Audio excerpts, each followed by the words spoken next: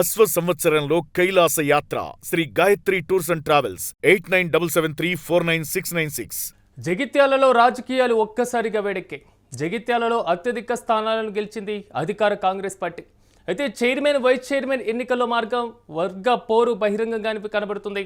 రెండుగా చీలిపోయింది కాంగ్రెస్ కౌన్సిలర్లు వర్గాలు. సో ఎమ్మెల్యే సంజయ్తో పాటుగా మాజీ మంత్రి జీవన్ రెడ్డి వర్గాలుగా చీలిపోయినటువంటి పరిస్థితి కనబడుతుంది.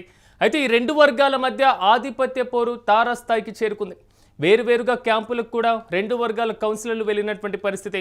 మొత్తంగా జగిత్యాల మున్సిపాలిటీలో 50 వార్డులు ఉండగా కాంగ్రెస్ పార్టీ 23 స్థానాలు, అదేవిధంగా బీజేపీ 6, బీఆర్ఎస్ 4, మజ్లీస్ 2 స్థానాల్లో విజయం సాధించాయి. 15 మంది స్వతంత్రులు విజయం సాధించారు. అయితే అవసరమైనటువంటి మ్యాజిక్ ఫిగర్ 26గా ఉంది. కానీ మజ్లీస్ స్వతంత్రుల మద్దతుతో కాంగ్రెస్లోని రెండు వర్గాలను మాత్రం చైర్మన్ వైస్ చైర్మన్ పదవి కోసం తీవ్రంగా ప్రయత్నాలు చేస్తున్నటువంటి పరిస్థితి కనబడుతుంది. సో క్యాంపు రాజకీయాలతో ఒక్కసారిగా మాత్రం జగిత్యాల మున్సిపాలిటీకి సంబంధించిన చైర్మన్ వైస్ చైర్మన్ ఎన్నిక ఉత్కంఠభరితంగా సాగుతున్నటువంటి పరిస్థితి కనబడుతుంది. ఇక ఇదే అంశానికి సంబంధించి మరింత సమాచారం మా ప్రతినిధి సతీష్ లైవ్లో అందిస్తారు. సతీష్, చెప్పండి, మొత్తం మీద ఒకే పార్టీకి సంబంధించి, మరి ముఖ్యంగా సొంత పార్టీకి సంబంధించినటువంటి వర్గాలే చైర్మన్ వైస్ చైర్మన్ పదవుల కోసం పోటీ పడుతున్నటువంటి పరిస్థితులు కనబడుతున్నాయి. ప్రస్తుతం క్యాంపు రాజకీయాలు ఏ విధంగా ఉన్నాయి, అక్కడ ఉన్నటువంటి పూర్తి అప్డేట్స్ ఏంటి? ముఖ్యంగా చైర్మన్ పదవి కోసం జగిత్యాలలో ముఖ్యంగా చైర్మన్ పదవి కోసం ప్రస్తుతం అంటే అధికార పార్టీకి మెజారిటీ వచ్చినప్పటికీ కూడా క్యాంపు రాజకీయాలు చేయబట్టి ప్రస్తుతం తల పట్టుకుంటున్న పరిస్థితి కనబడుతూ ఉంది.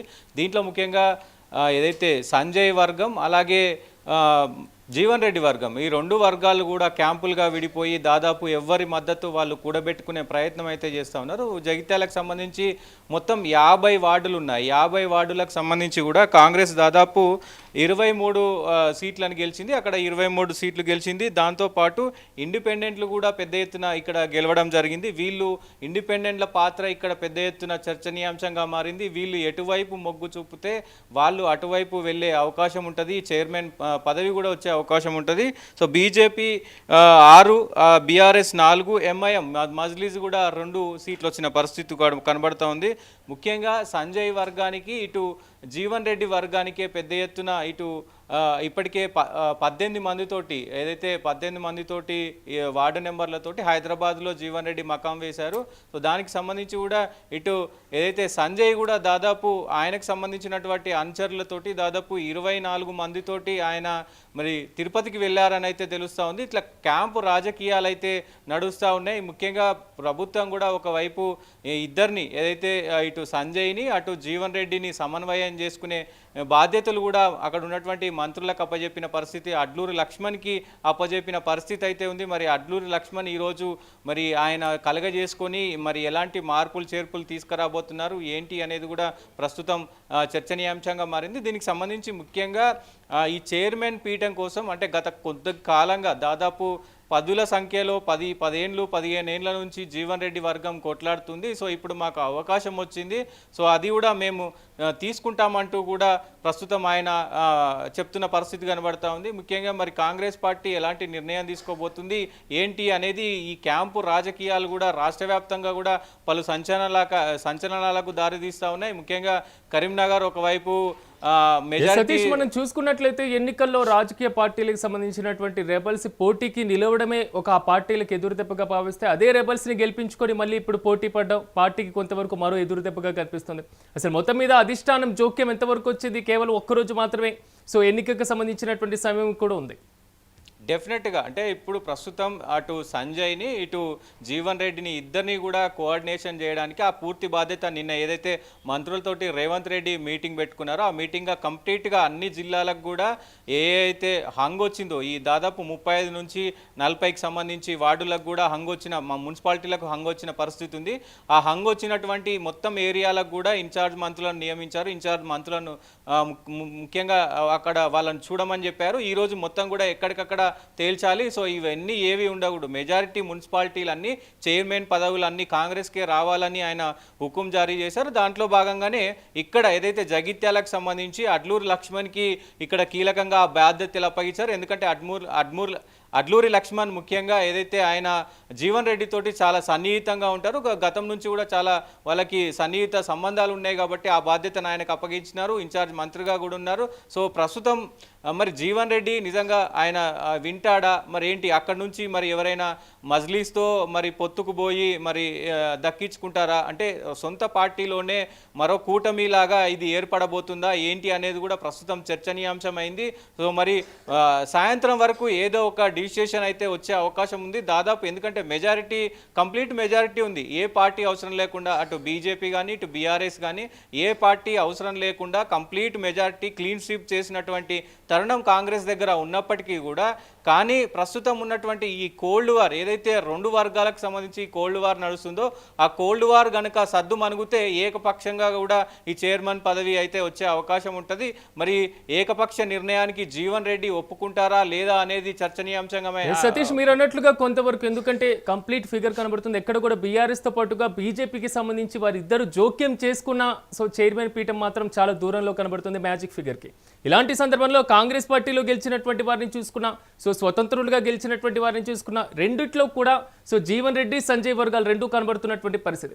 సో ఇరు వర్గాల యొక్క ప్రధాన డిమాండ్ ఏం కనబడుతుంది, లేదా చైర్మన్ వైస్ చైర్మన్ పదవులను కాలపరిమితి ప్రకారం పంచుకునేటువంటి యోచన ఏమైనా కనబడుతుందా? సో అలాంటి చర్చలు ఇప్పటికైనా ప్రారంభించారా? ఎస్, ముఖ్యంగా ఈ టికెట్లకు సంబంధించి కూడా దాదాపు ఇండిపెండెంట్గా పోటీ చేసినటువంటి 14 మంది, అంటే దాదాపు ఒక 18 మంది 20 మంది పోటీ చేశారు. దాంట్లో 14 మంది కూడా గెలిచిన పరిస్థితి కనబడుతుంది. జీవన్ రెడ్డి వర్గం దిట్లో 14 మంది ఉన్నారు. అయితే కాంగ్రెస్ పార్టీ నుంచి బీఫామ్ ఇచ్చిన వాళ్ళు కూడా జీవన్ రెడ్డి వర్గంలో మళ్ళీ గెలిచిన పరిస్థితి ఉంది. మొత్తం కూడా దాదాపు 20 పైన జీవన్ రెడ్డికి ఆధిక్యం ఉంది. అక్కడి నుంచి కూడా సేమ్ అలాగే ఇండిపెండెంట్లు కూడా సంజయ్ వర్గానికి సంబంధించిన వాళ్ళు గెలిచారు. సో బీఫామ్ నుంచి గెలిచిన వాళ్ళు కూడా దాదాపు 20 మంది దాకా ఉన్నారు, 18-20 మంది దాకా ఉన్నారు. సో ఒక 4-5 ఓట్లు, సో ఈ 4-5 ఓట్లు, ఈ 4-5 ఇండిపెండెంట్ అభ్యర్థులు ఎవరైతే మద్దతుదారులు ఇటు నుంచి అటు వెళ్ళినా అటు నుంచి ఇటు వచ్చినా కానీ ఆ మేయర్ ఏదైతే ఈ చైర్మన్ పదవి అనేది మరి వాళ్ళకే అనుసరించే అవసరం ఉంటుంది. కాబట్టి మరి ఎలాంటి నిర్ణయాలు తీసుకుంటారు, ఇటు సంజయ్ అయినా అటు జీవన్ రెడ్డి అయినా మరి ఎలాంటి నిర్ణయాలు తీసుకుంటారు మరి, ఎందుకంటే దాదాపు 2 సంవత్సరాల నుంచి కూడా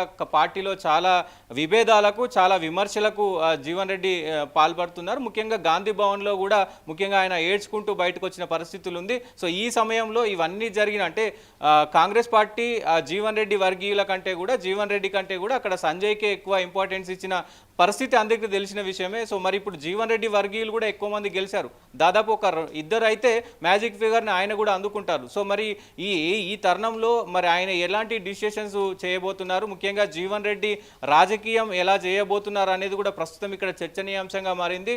మరి సంజయ్ ఏమైనా లొంగి మరి సంజయ్ అధిష్టానం ముంగటికి వెళ్ళి మరి సంజయ్ లేదు నేను జీవన్ రెడ్డికి సపోర్ట్ చేస్తాడని వచ్చే అవకాశాలు ఉంటాయా ఏంటి అనేది కూడా ఒకవైపు సతీష్, ఇక్కడ మీరు అన్నట్లుగా ఒక క్లియర్ కట్ గా కనబడుతుంది. జీవన్ రెడ్డి వ్యవహారం గత కొంతకాలంగా అధిష్టానం మధ్యలో సో అసంతృప్తులు కనబడుతున్నటువంటి సిచ్యువేషన్, సో బహిరంగంగా విమర్శలు కానివ్వండి, మీరు అన్నటువంటి కొన్ని సందర్భాల్లో కానివ్వండి, ఇలాంటి పరిస్థితుల్లో జీవన్ రెడ్డి కాకుండా సంజయ్ వైపు మొగ్గు చూపకుండా సో ఇద్దరిని హ్యాండిల్ చేయడం కాంగ్రెస్ రాష్ట్ర నాయకత్వానికి కూడా ఒక పెద్ద గడ్డుకాలం, ఒక ఛాలెంజ్ గానే కనబడుతుంది పరిస్థితి. డెఫినెట్గా, ఎందుకంటే ఎన్నికల సమయాల్లో బీఫామ్లు ఇచ్చిన సమయాల్లో కూడా పార్టీ మొత్తం సంజయ్ వర్గానికి అప్పర్ హ్యాండ్ ఇచ్చింది. సో ఇక్కడ జీవన్ రెడ్డి వర్గానికి అంటే మొత్తం 50 సీట్లలో ఈయన వర్గానికి ఒక 20 బీఫామ్లు ఇచ్చారు, సంజయ్ వర్గానికి 30 బీఫామ్లు ఇచ్చారు. సో అక్కడ కూడా కంప్లీట్గా సంజయ్దే నడిచింది అనేది దాదాపు అక్కడ అధిష్టానం కూడా సంజయ్ వైపు ఉందనేది పర్టికులర్గా ఖరారైంది. కానీ ఇప్పుడు రిజల్ట్ తర్వాత ఒక్కసారిగా సంజయ్ వర్గానికి మెజారిటీ ఎక్కువ రావడం, ఇక్కడ జీవన్ రెడ్డి వర్గానికి ఎక్కువ మెజారిటీ వచ్చేసరికి మరి సంజయ్ని మరి ఏమైనా తప్పించే ప్రయత్నం చేస్తారా ఏంటి అనేది, మరి అడ్లూరి లక్ష్మణ్ ఏం చేయబోతున్నారు అనేది కూడా ఇప్పుడు ప్రస్తుతం చర్చనీయాంశంగా మారింది. దీనికి అంతటికి దీన్ని ఏ దిశగా తీసుకెళ్లాలన్నా, ఇటు జీవన్ రెడ్డిని గెలిపియాలన్నా అటు సంజయ్ని గెలిపియాలన్నా ఓన్లీ అడ్లూరి లక్ష్మణే దీని బాధ్యత మొత్తం తీసుకుంటున్నారు. కాబట్టి మరి ఆయన ఏం చేయబోతున్నారు, జీవన్ రెడ్డితో కలిసి మరి ఆయన ఏమైనా మంతనాలు చేసి సో దీన్ని ఒక సద్దుమణిగే వ్యవహారంగా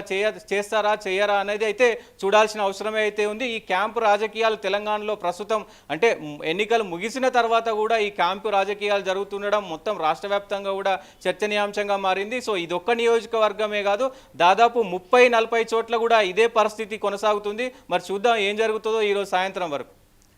రైట్ సతీష్, థ్యాంక్ యూ. మొత్తం మీద జగిత్యాలలో మాత్రం రాజకీయాలు ఒక్కసారిగా వేడెక్కినటువంటి పరిస్థితి కనబడుతుంది. గత కొంతకాలంగా అసంతృప్తిగా ఉన్నటువంటి మాజీ మంత్రి జీవన్ రెడ్డి ప్రస్తుతం ఉన్నటువంటి పరిస్థితులను తనకు అనుకూలంగా మలుచుకునేటువంటి ప్రయత్నంలో మాత్రం చాలా క్లియర్ కట్గా ముందుకు వెళ్తున్నారు. సో జగిత్యాలలో అత్యధిక స్థానాలు కైవసం చేసుకున్నటువంటి అధికార కాంగ్రెస్ పార్టీ వైపు మాత్రం జీవన్ రెడ్డి వర్గం వైపు చైర్మన్ వైస్ చైర్మన్ ఎన్నికల్లో మాత్రం వర్గపోరు ఒక్కసారిగా బయటపడుతుంది. సో జీవన్ రెడ్డి వర్సెస్ సంజయ్లా మారింది జగిత్యాలలో ఉన్నటువంటి పరిస్థితి. రెండు వర్గాలుగా చీలిపోయారు కాంగ్రెస్ లో ఉన్నటువంటి కౌన్సిలర్లందరూ కూడా. సో ఎమ్మెల్యే సంజయ్ తో పాటుగా మాజీ మంత్రి జీవన్ రెడ్డి వర్గీయుల మధ్య ఆధిపత్య పోరు తారాస్థాయికి చేరినటువంటి పరిస్థితి కనబడుతుంది. సో మొత్తం 50 వార్డులు ఉన్నటువంటి జగిత్యాల మున్సిపాలిటీలో ఇప్పుడు వచ్చినటువంటి రిజల్ట్ ప్రకారం కాంగ్రెస్ లో 23, మరి ముఖ్యంగా బీజేపీ 6, బీఆర్ఎస్ 4, మజ్లిస్ 2 స్థానాల్లో విజయం సాధించగా 1 కాదు 2 కాదు 15 మంది స్వతంత్రులు విజయం సాధించినటువంటి పరిస్థితి. కానీ మ్యాజిక్ ఫిగర్ కు దగ్గర వరకు వచ్చి ఆగిపోయింది కాంగ్రెస్ పార్టీ. సో 26 స్థానాలు కైవసం చేసుకోవాలంటే మరో 3 స్థానాలు కాంగ్రెస్ పార్టీకి అవసరమవుతుంది. ఈ నేపథ్యంలోనే మజ్లిస్ లో ఉన్నటువంటి 2 స్థానాలతో పాటుగా స్వతంత్రుల్లో ఉన్నటువంటి జీవన్ రెడ్డి వర్గాన్ని కూడా కలుపుకోవాలనేది మాత్రం కాంగ్రెస్ ప్రయత్నాలు చేస్తుంది. కానీ చైర్మన్ వైస్ చైర్మన్ పదవుల కోసమే అక్కడ తీవ్రమైనటువంటి పోటీ కనబడుతుంది.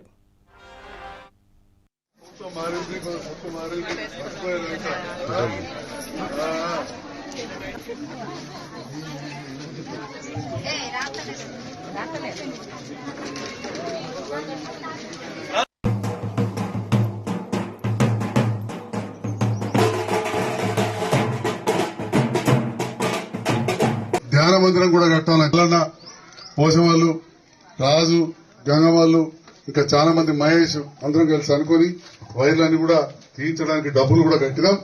అతి త్వరలో వార్డ్ కౌన్సిలర్ గా పోటీ చేస్తున్న బాలే